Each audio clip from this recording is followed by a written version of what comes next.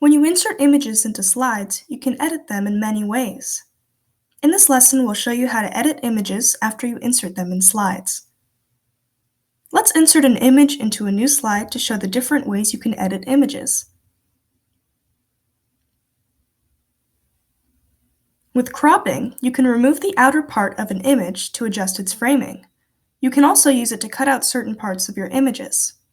To crop an image, first select it and then click Crop Image in the toolbar.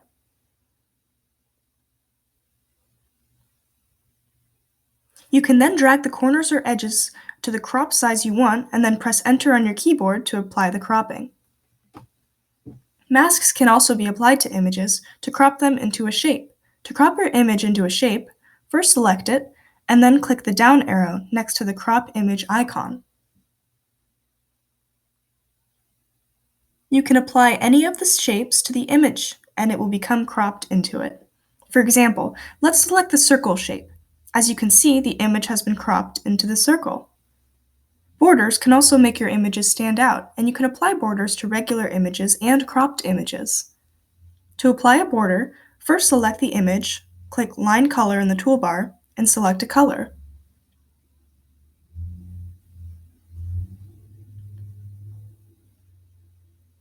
You can also adjust the border weight to increase or decrease the width of the border. Click Line Dash to give the border a different style. Click Format Options for more ways you can edit your images.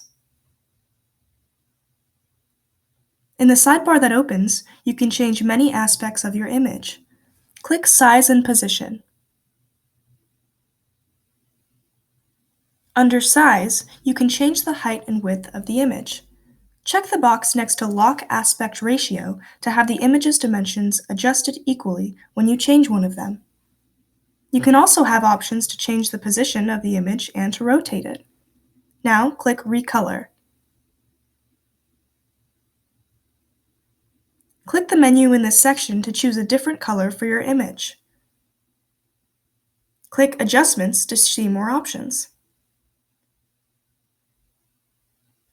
Use the sliders in this menu to adjust the image's transparency, brightness, and contrast. When you click Drop Shadow, a shadow will be added to the bottom parts of your image. You can use the sliders to change different aspects of the shadow. When you open this menu, the checkbox to add a drop shadow is checked.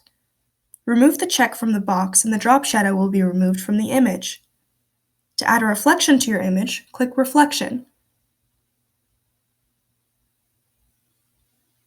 Use the sliders to change the transparency, distance, and size of the reflection. To remove the reflection, click the checkbox to remove the checkmark. Click the X in the corner of the sidebar to close it.